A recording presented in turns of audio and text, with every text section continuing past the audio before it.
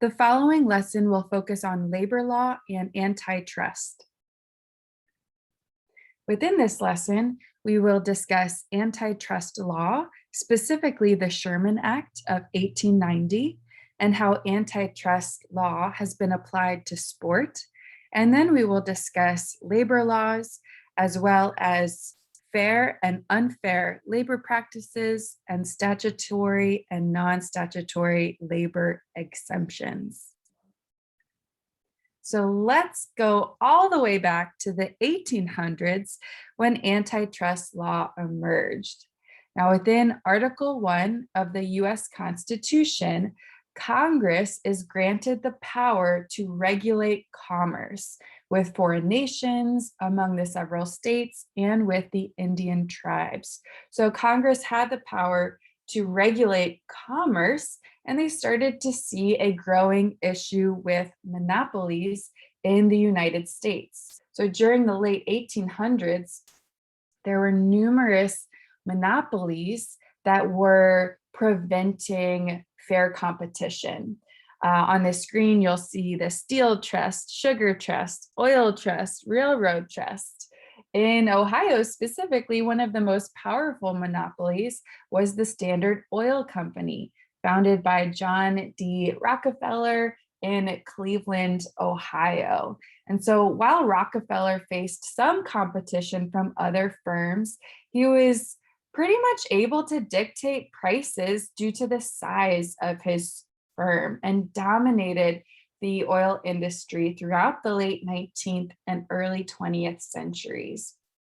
Now, by price fixing and dominating the marketplace, it really prohibited competition and the advancement of our industries. So beginning in the late 1800s, the federal government, in conjunction with the states, developed legislation that would promote competition and prevent these monopolies from suppressing competition. There are two words, though, that I want us to distinguish. A monopoly is any organization or entity that has exclusive control over producing or selling a product. So it's really just any company that has control over the marketplace. However, monopolizing is an active verb, and if a company is actively monopolizing, then they are intentionally trying to exclude others from entering the marketplace. So I wanted us to distinguish those who have monopoly power and those who actively engage in monopolizing, because it's going to come into play when we discuss the Sherman Act. Now, the law that came about in the late 1800s is antitrust law, which is designed to essentially protect trade and commerce from any unlawful restraints, monopolies, price fixing, and price discrimination to create a fair and open marketplace.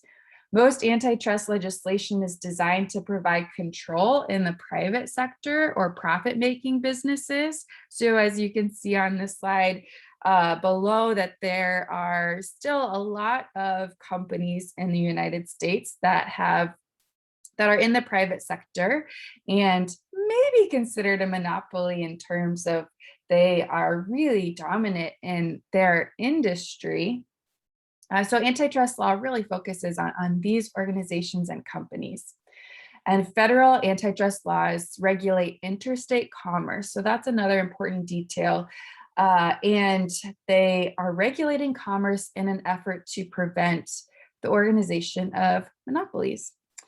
So this covers goods, land, services. It covers quite a bit.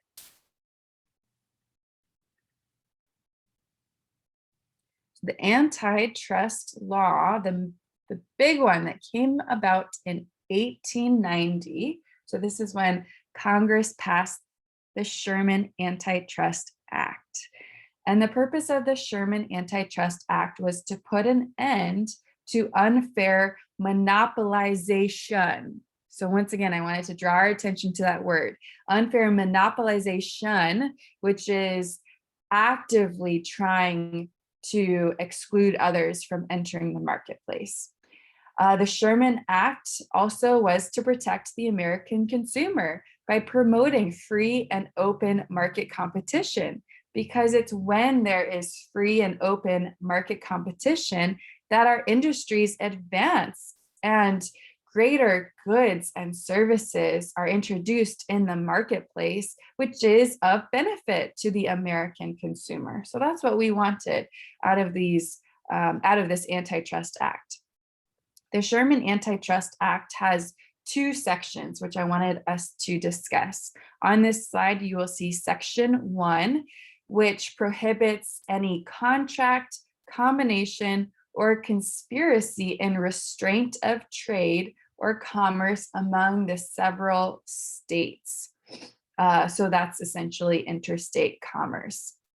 Now, under Section 1, if someone is found in violation of Section 1, so they did engage in restraint of trade among the several states, then that violator would have to pay 3 times the damage suffered. So this is a very significant consequence that should be incentive enough not to restrain trade. I just wanted to draw your attention to that specific damage that is outlined in this law to emphasize the significance of the law. And how important it is for restraint of trade to be prohibited. Now, not every restraint of trade violates antitrust law. I wanted to point that out, because if you think about it, nearly every contract that binds parties to an agreed course of conduct, so just think about any type of contract, is essentially a restraint of trade of some sort. It restricts parties in some manner. So if we thought about it, contracts are a restraint of trade. And so to distinguish what is a violation of Section 1 of the Antitrust Act, the Supreme Court limited the restrictions contained in Section 1 to bar only unreasonable restraints of trade. So only unreasonable.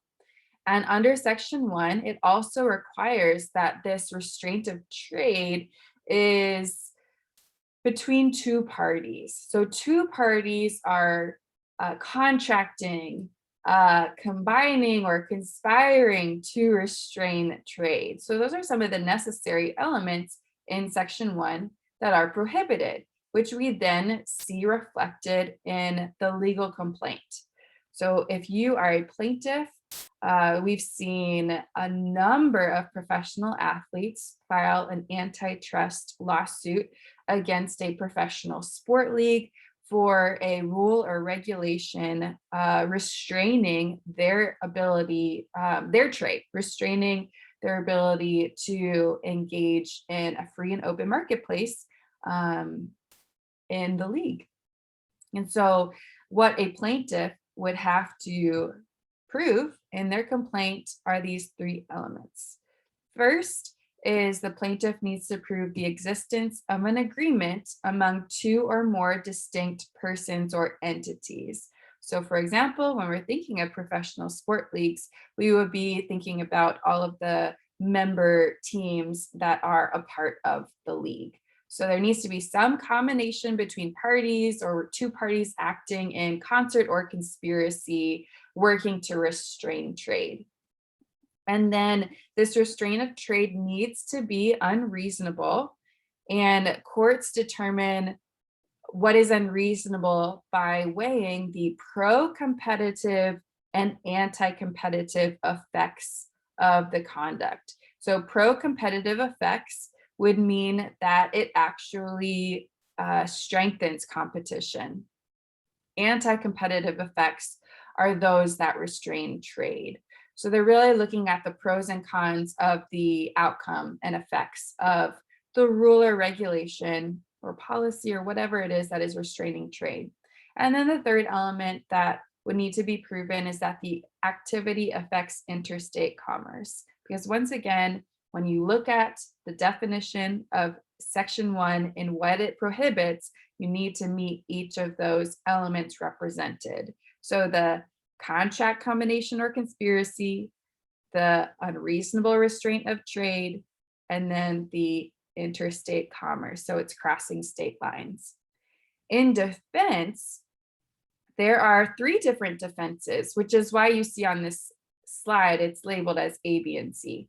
But 3 different defenses that the alleged violator could claim. First is single entity status. So if we look at these defenses, I just want you to notice that they actually, it's like taking a missing element defense. They align pretty closely with the plaintiff's complaints. So a single entity defense would essentially disprove the plaintiff's argument of 2 parties. And if you can disprove that 2 parties are engaged in contract combination or conspiracy, then you have a really viable defense and they cannot prove an antitrust violation.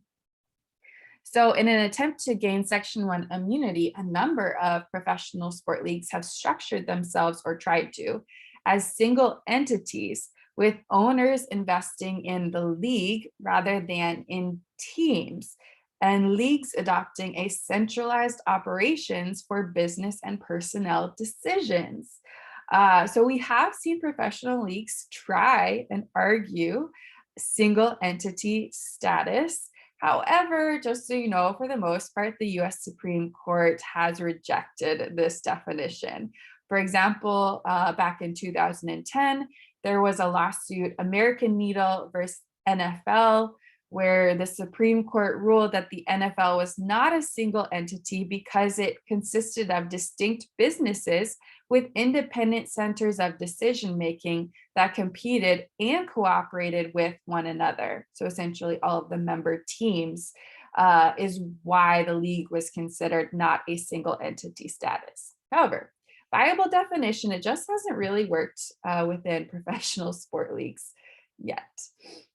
And then there's the non-statutory labor exemption, which we'll talk a bit more about in the upcoming slides. But essentially, for collective bargaining, the terms that are negotiated between the employer and the employee, so management and labor, in their collective bargaining agreement are exempt from antitrust scrutiny because of the arm's length bargaining, where both parties had an opportunity to negotiate until mutual best interest was achieved.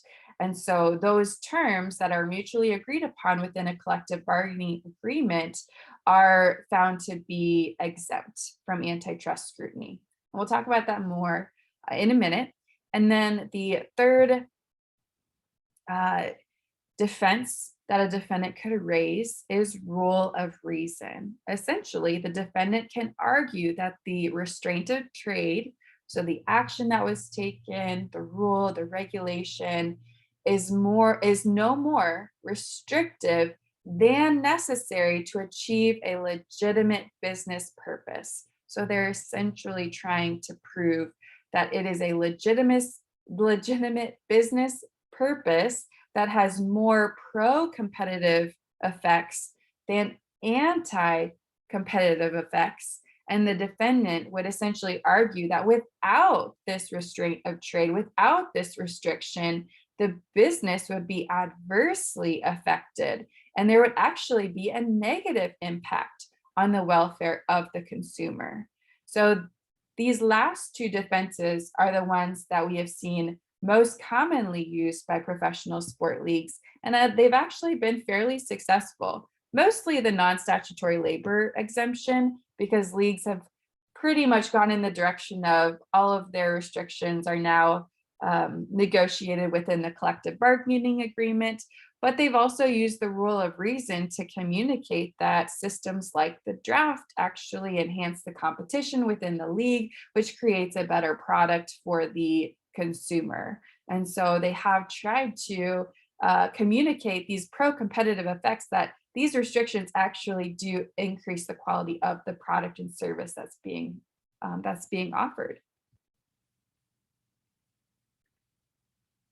Now, when considering this section 1 of the Sherman Antitrust Act, the language is kind of vague. And so the courts have relied upon judicial interpretation to understand the act's intent and meaning. So there are 3 categories of antitrust analysis that have helped the courts determine violations of Section 1 of the Act.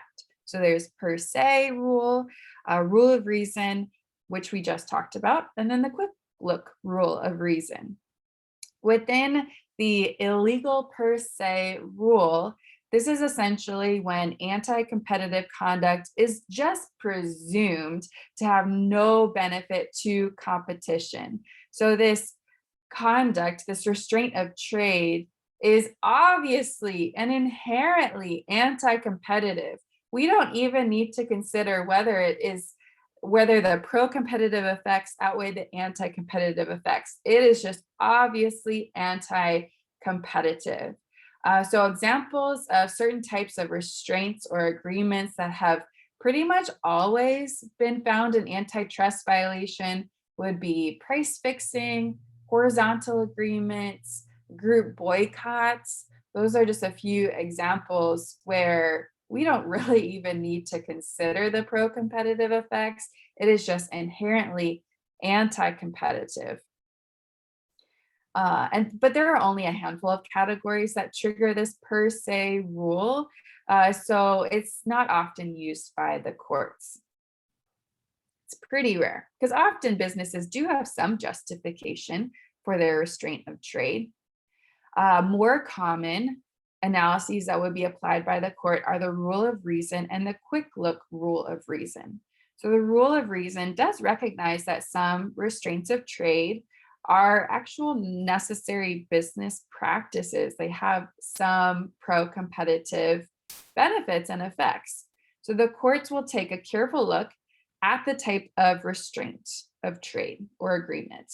And so they're going to examine the effects of that restraint of trade, determine what are the pro-competitive effects, what are the anti-competitive effects, and do the pro-competitive effects outweigh the anti-competitive effects in the relevant marketplace. So the focus is on what is the actual purpose of the restraint? Is it a necessary business practice? And then they look at the effect of the restraint in regards to how it affects competition. The courts will judge restrictions on the reasonableness, really balancing that business necessity against the potential anti-competitive effect of the practice. So it is possible that a restraint of trade can survive antitrust scrutiny under Section 1 if the pro-competitive effects outweigh and justify the anti-competitive effects. Essentially, the restraint of trade enhances competition, which we saw in the Sherman Act defense of rule of reason.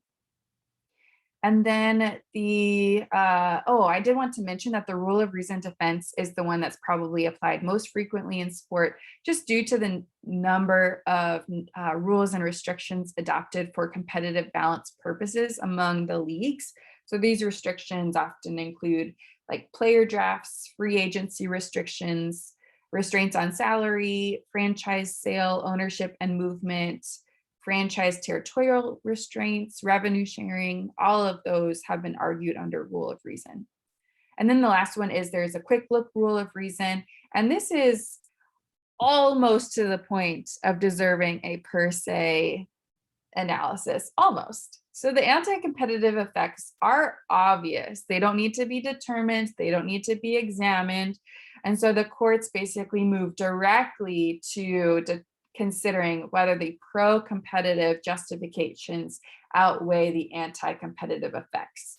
So the courts don't need to take the time to look at the purpose of the restriction, determine the effects. The effects are obvious. You just go straight to, all right, are the business justifications outweighing the anti-competitive results? That is Section 1 of the Sherman Antitrust Act. Let's move on to Section 2, which focuses on monopolizing. So an objective of antitrust legislation as it pertains to monopolization. Once again, the active verb, actively monopolizing, is to ensure that companies which hold a natural monopoly in a given market, which that is legal, just so you know, so that previous graphic of really dominant companies in our industry, it is legal to hold a natural monopoly in a given market, but it is illegal to actively discourage similar products and services from entering the marketplace. So that's what we're trying to prevent. In section 2 of the act, it makes it a felony to monopolize, attempt to monopolize, or combine or conspire to monopolize. So once again, focusing on monopolization, the active effort of excluding others from entering the marketplace. You can hold a natural monopoly, you just cannot monopolize. One thing that the courts do need to identify, though, in order to determine an antitrust violation in accordance with section 2 is the relevant marketplace, because it just discourages and prevents monopolization in the relevant marketplace. So that is whatever the industry is, what is their relevant marketplace? What is their degree of control, and are they actively monopolizing? So for example, the NCAA has been sued in the past for antitrust violation under section 2, claiming that it has a monopoly over college sports. However, in this case, it was super interesting. The NCAA was able to justify that the relevant marketplace was much bigger than college sports, including professional sports, for example. And because the NCAA league has very little, if any, control over professional sports, they were able to show that they are not monopolizing sports, because in the broader relevant marketplace, they actually have very little control over other sports sectors. So that was super interesting. They were able to use this notion of what is the relevant marketplace to show that, yes, they may have control in college sports, but in the broader relevant marketplace, they're not a monopoly. And so they won that lawsuit. Unlike section 1, which requires 2 parties to act in combination, conspiracy, or contract, section 2 can be triggered by just a single party acting alone. So there can be a single party that is monopolizing, and there are 2 necessary elements that the plaintiff would have to prove in an antitrust complaint. So they would need to prove that this entity has possession of monopoly power in the relevant market. So they have the monopoly power in the relevant markets. You will actually have to define the relevant market to be able to prove that they are controlling the relevant market.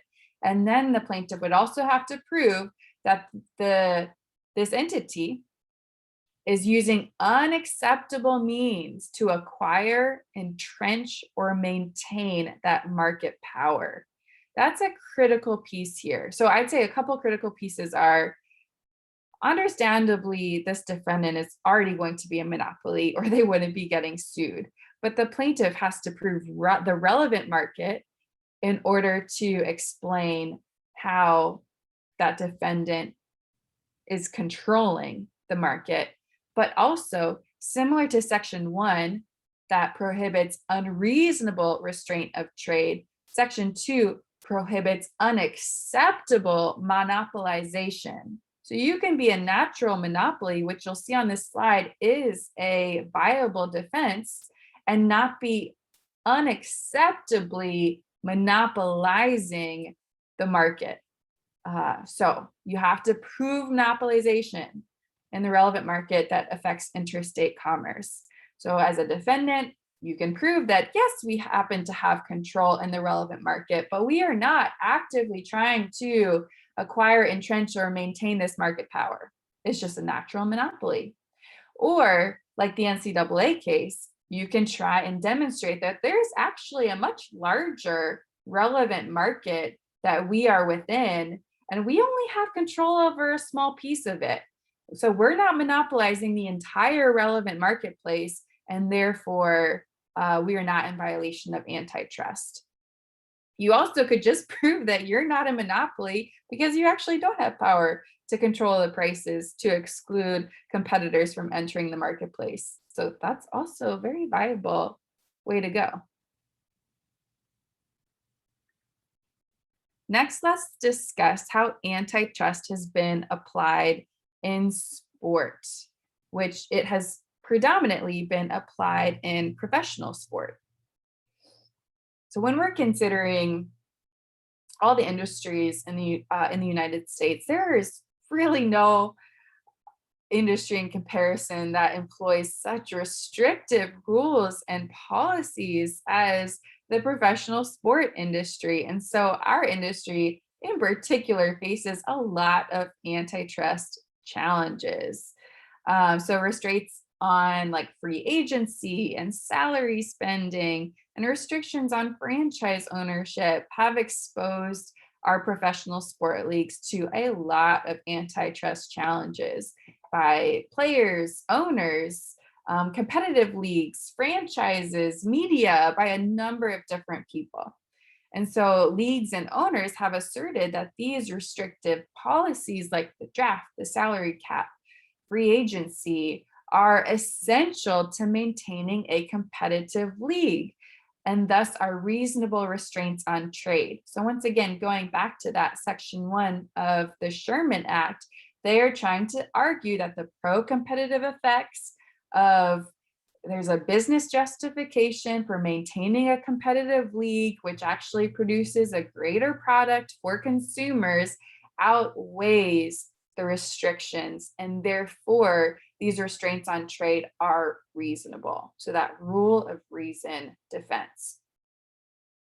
There have been several restrictions, however, that have been found to violate antitrust laws, which you see on this screen. Now, interestingly enough, some of these restrictions still are in effect and exist in more modern forms. However, what the leagues have figured out what to do is by negotiating these restrictions within the collective bargaining agreement, they can now use the non-statutory labor exemption defense and indicate, hey, these restrictions were negotiated with the Players Association, so they were mutually agreed upon, and therefore, because these are terms within the collective bargaining agreement, these restrictions are exempt from antitrust scrutiny. So if these still seem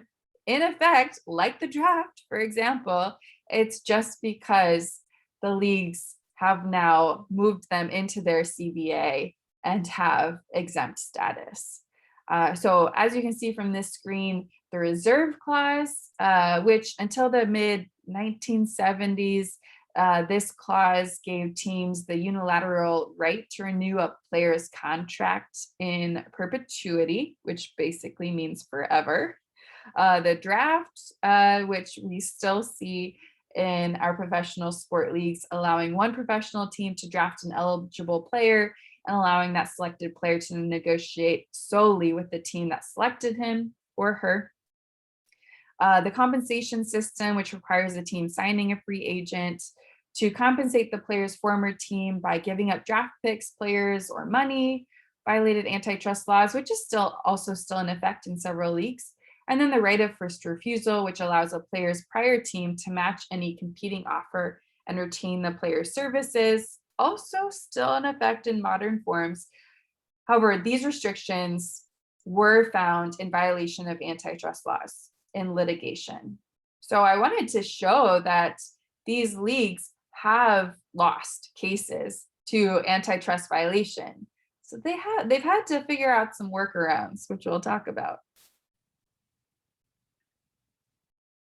Here's kind of a status update on some of our major professional sport leagues and how they have undergone antitrust scrutiny.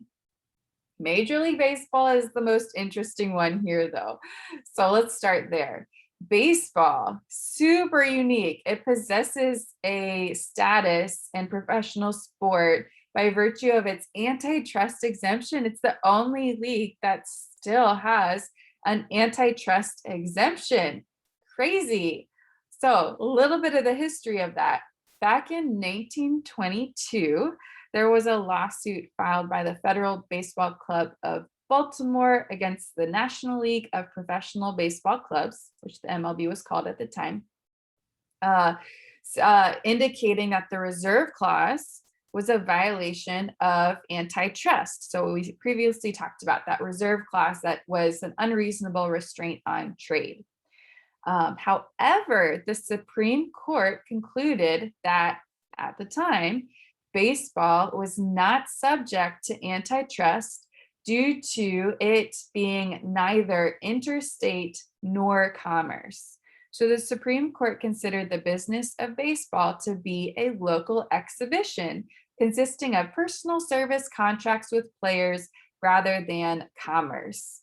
And the Supreme Court found that the travel of players across state lines was not essential to the business of baseball, purely incidental to the game.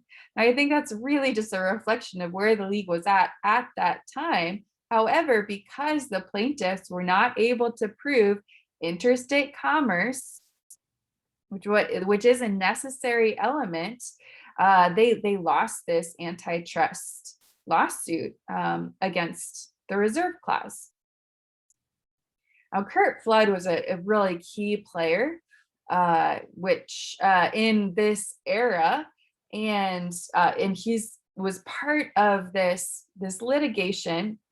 He's a baseball player for the Cardinals, and Curt Flood did note that baseball players could use labor relations, such as collective bargaining, rather than antitrust law to resolve these types of disputes over unreasonable restraints of trade, like the reserve clause.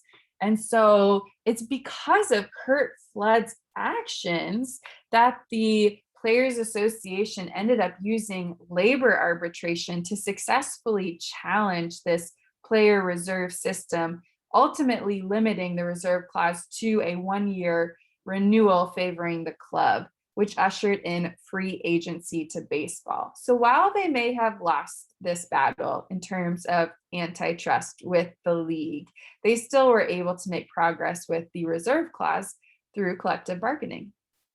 And the Curt Flood Act also came about within Major League Baseball. So in 1998, Congress classified baseball's exemption through the Curt Flood Act, which actually limited this exemption. So while baseball is still the only league that has an antitrust exemption, it is limited to the business of baseball, which are considered non-labor issues related to players. So let's see, the business of baseball would include like the draft, franchise expansion, location, relocation, franchise ownership, the marketing and sales of baseball, even the minor league player reserve clause would be considered under the business of baseball. However, when there are individual labor disputes between owners and players, players do have the right now to sue their employers under the Sherman Act if an antitrust violation has occurred. So the Curt Flood Act at least limited this exemption. When looking at the National Football League, they tried to also get an antitrust exemption. It didn't work though. So in 1955 and in 1957, they were denied an antitrust exemption in court. And then you'll also notice on this slide the Rozelle rule, which was replaced by the right of first refusal. So in 1974, football players decided to challenge this Rozelle rule under antitrust. And the Rozelle rule required a team signing a veteran free agent to compensate the team losing the player with cash or a draft choice. And the district court did find that the Rozelle rule violated the Sherman Act. So as a result, once again, so leagues are having to adjust to how their restrictions are antitrust violations, many of them. So as a result, the Rozelle rule was replaced by the right of first refusal, which is a system, while similar, it's found to be less offensive to players. And in the right of first refusal, a contract right that is it's a contract right that belongs to the NFL team to match the offer made to a specific player by another team within a specific period of time. And then moving down to the National Basketball Association, honestly, they just went straight to a non-statutory labor exemption, which I think is smart. So their right of first refusal, their college draft, revenue sharing, salary cap, all of those are incorporated in their collective bargaining agreement. And several of those restrictions have been incorporated since, the 1970s and 1980s. So they have put those restrictions within their collective bargaining so that they have a non-statutory labor exemption and are exempt from antitrust scrutiny. And then looking at the National Hockey League, they also tried to claim antitrust exemption. They are not exempt. However, in 1979, there was a lawsuit claiming antitrust based on a reserve system that was incorporated into the collective bargaining agreement. But that non-statutory labor exemption defense, it's strong. It's upheld. Collective bargaining is in the best interest of both the league and the players. And so the NHL has been protected from antitrust litigation based upon use of their collective bargaining agreement and this non-statutory labor exemption. And then lastly, with sports broadcasting, there is antitrust exemption for sports broadcasting contracts. So in 1961, Congress exempted sport leagues national television deals from antitrust liability. So this statute grants professional leagues an exemption to pool their television rights when negotiating league-wide television packages. So that's just a unique detail to note, but just super interesting to see how the league has responded to antitrust lawsuits. Let's next shift to labor law. Labor law has been critical to the US workforce as it created structures for employees to bargain for safe and productive work environments. I love these pictures on this slide because it shows all of the wonderful progress we have seen through the labor movement and the additional benefits, privileges, and rights that employees have been able to negotiate through collective bargaining. Really fascinating history, though, about how employers actually used to use the Sherman Act against employees. So while the Sherman Act was initially intended to be, restrictive of employers and companies and leagues in terms of their restraint of trade, employers were actually able to argue that labor movements were a restraint of trade. So I just find that fascinating because they took the Sherman Act and flipped it. So in the early 1900s, employers used the Sherman Act against labor movements such as unions, those engaging in strikes, claiming that workers who were organizing boycotts, work stoppages, impasses, strikes, were committing conspiracies in restraint of trade. Because if you think about it, well, there's more than two people. They're restraining the employer's ability to engage in interstate commerce. So the employers were using the Sherman Act against employees, and they were able to get the courts to issue injunctions to thwart or stop labor activities with the threat of this, hey, you pay triple the amount of damages, which is a really viable threat to try and stop the labor movement. So in my opinion, it was the Sherman Act being used not the way it was intended to be used. However, it was working. Employers were able to stop these boycotts and strikes in the court system. And so thankfully, Congress saw this to be an issue.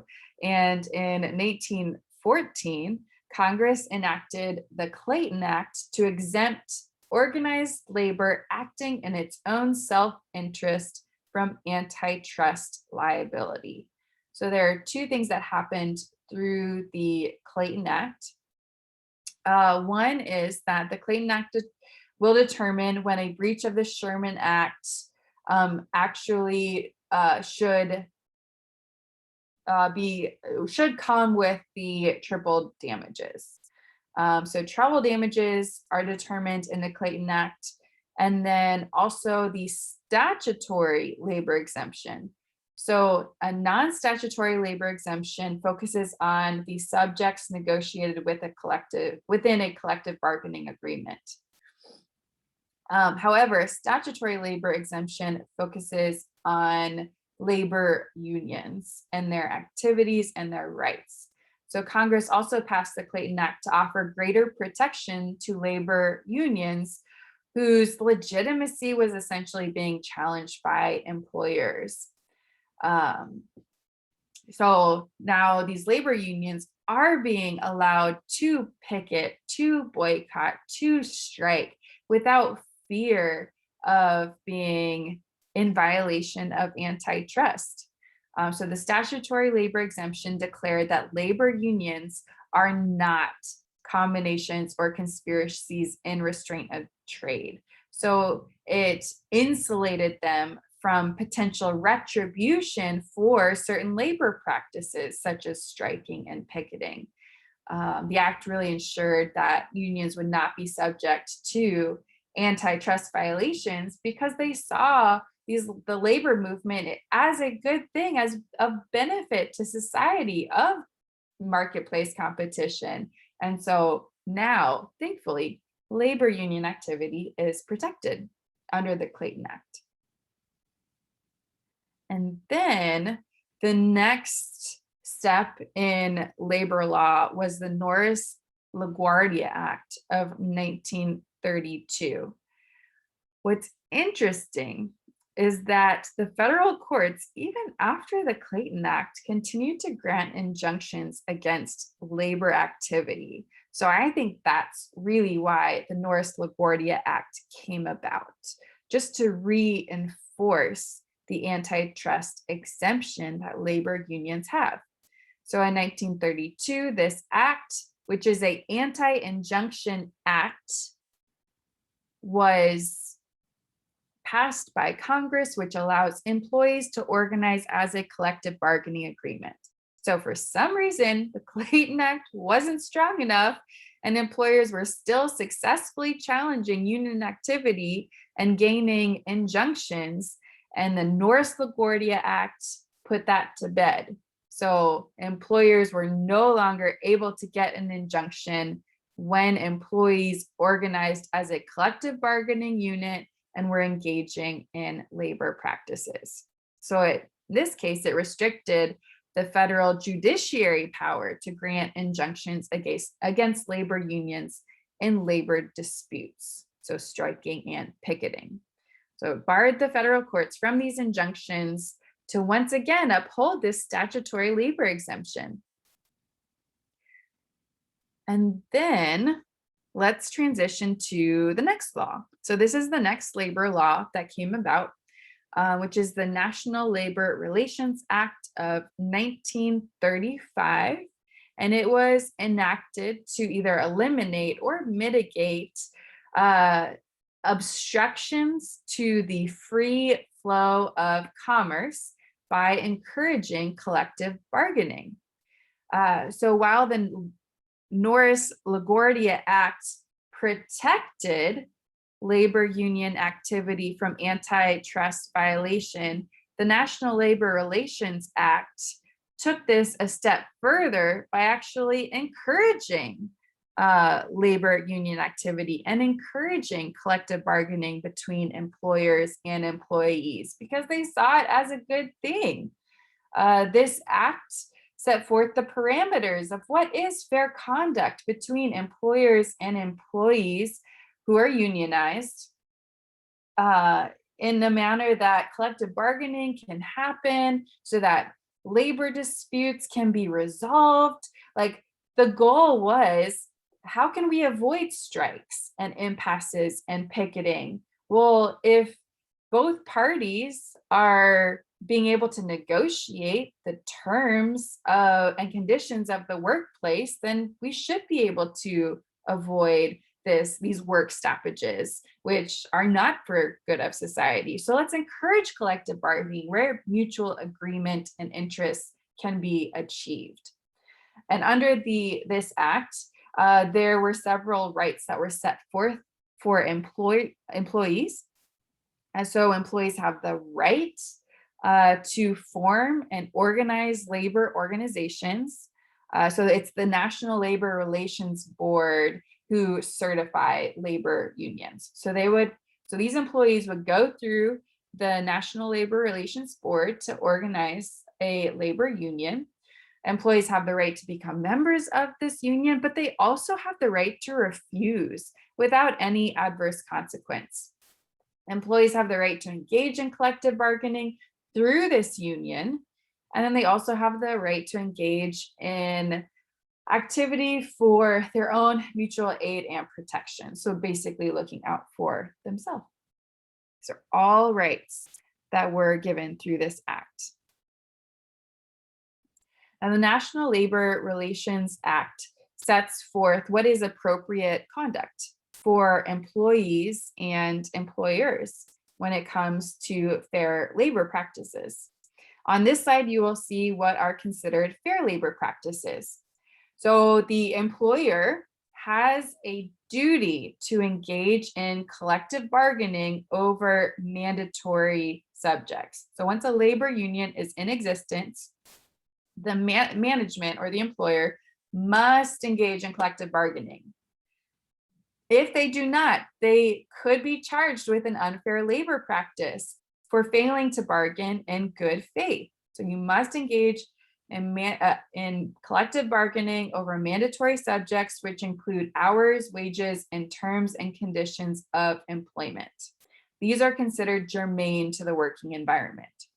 So wages are anything that has monetary value: salaries, bonuses, services and termination pay, fringe benefits, healthcare, insurance, all of that. Hours provisions will cover anything related to time spent at work. And then terms and conditions of employment, in my mind, is kind of like a catch-all, and it will cover the majority of remaining provision in one's work, such as job security, seniority, grievance process, drug testing provisions, safety concerns, all those types of things. So when we're considering professional sport leagues and their collective bargaining agreement, we're often seeing the collective bargaining agreement set a minimum salary and potentially a maximum salary if there's a salary cap.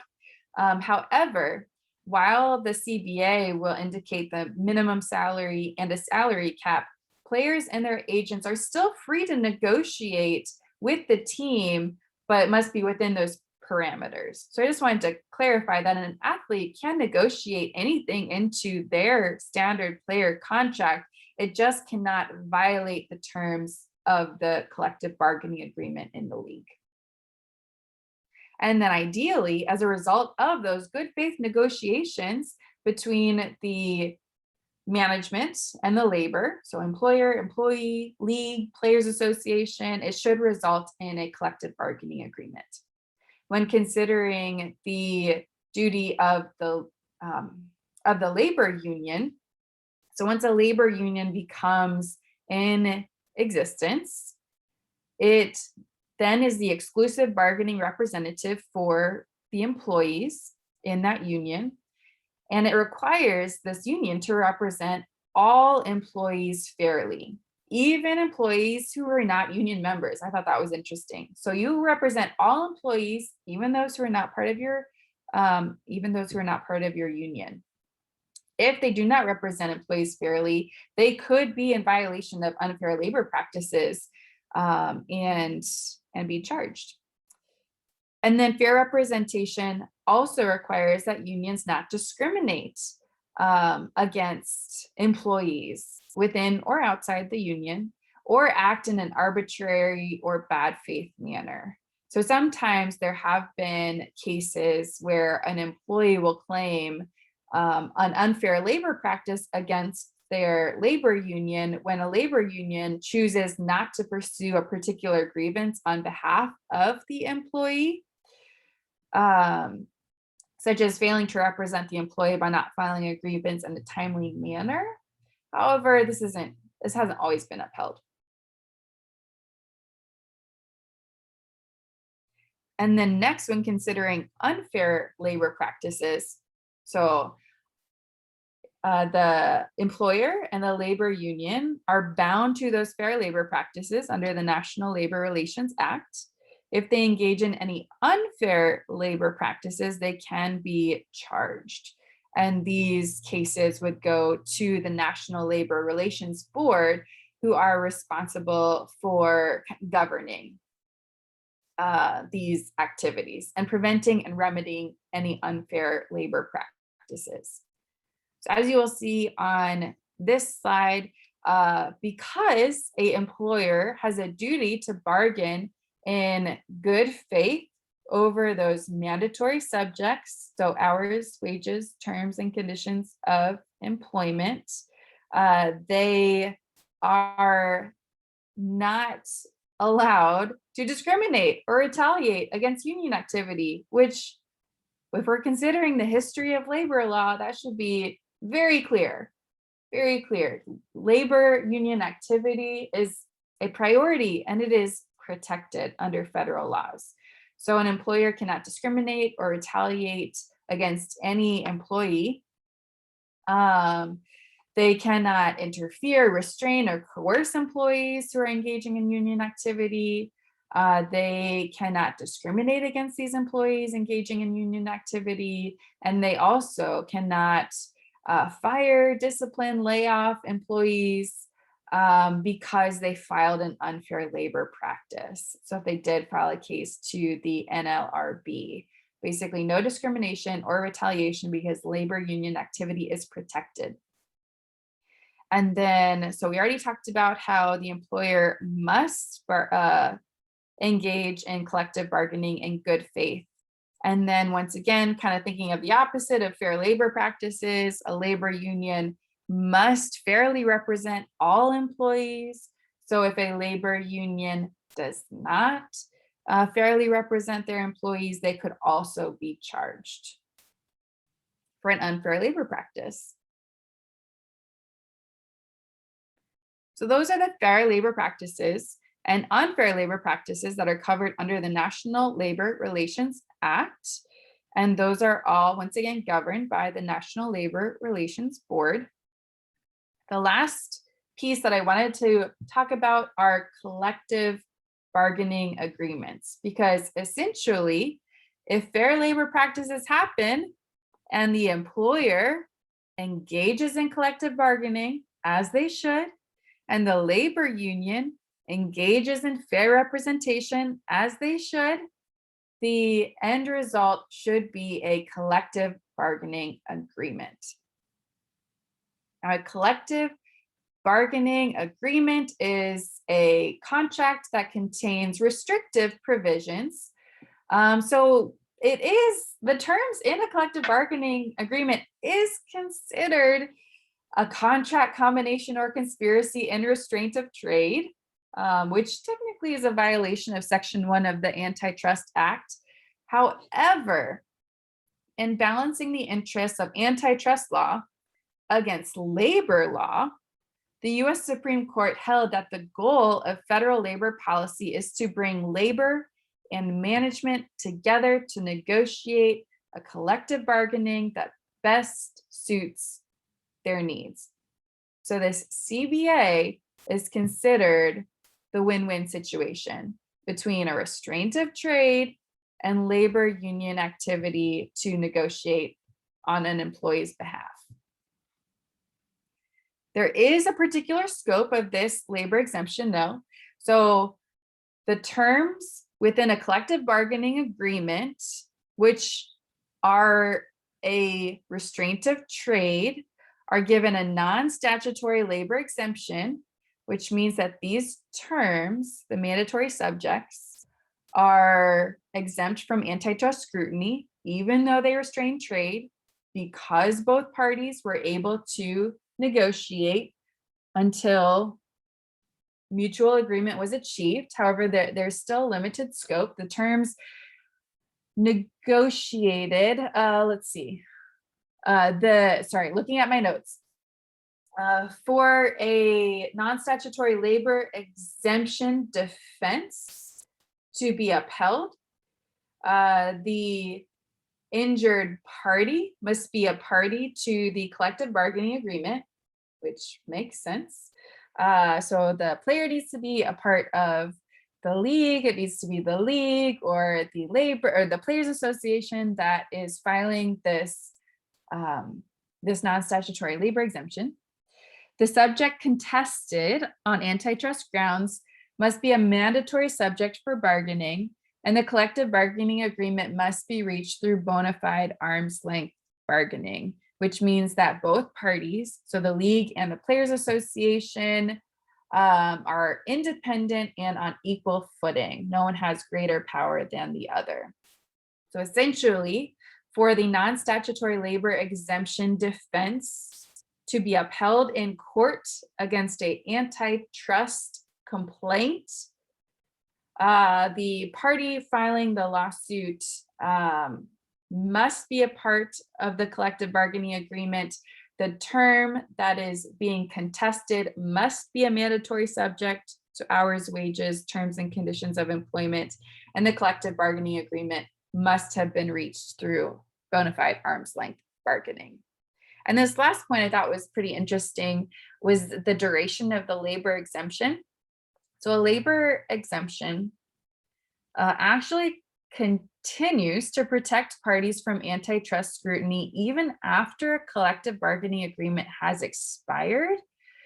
Essentially, the terms of the collective bargaining agreement continue to be exempt from antitrust scrutiny until new terms are negotiated.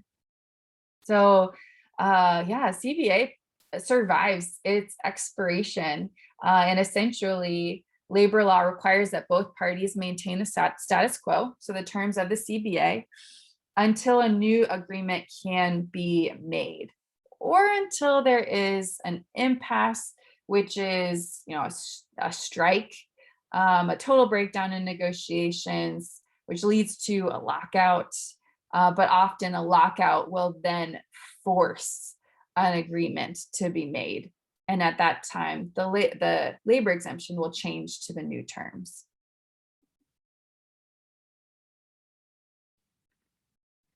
So to put this all together and think through a very relevant ongoing case, I have provided a link to an article to the Alston versus NCAA case, which is a super fascinating antitrust case that I want you to check out. I also love all of these graphics because there are so many cartoons about whether college student athletes should be paid. But in this case, Alston filed a complaint. So former West Virginia running back Sean Alston and former University of California center Justine Hartman, who represents former men's and women's college athletic programs, filed a complaint against the NCAA back in March 2014. Now, this case is not directly related to the debate surrounding name, image, and likeness compensation that's currently taking place in Congress and state capitals across the country.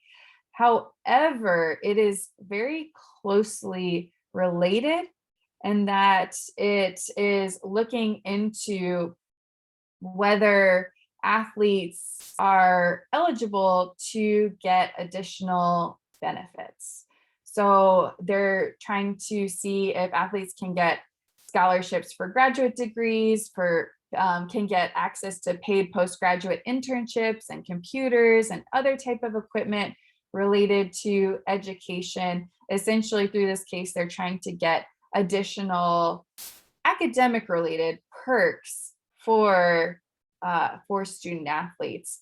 And the NCAA continues to try and use the NCAA versus Board of Regents case to try and preserve the amateurism of college sports. But I want to hear what you have to say. Do you think that the NCAA rules that are limiting education-related financial aid, as well as limiting athletes' ability to profit off their name, image, and likeness, is violating federal law? Is this violating antitrust law? And is it an unreasonable restraint of trade against athletes? So just let's finish this lesson with you thinking through that.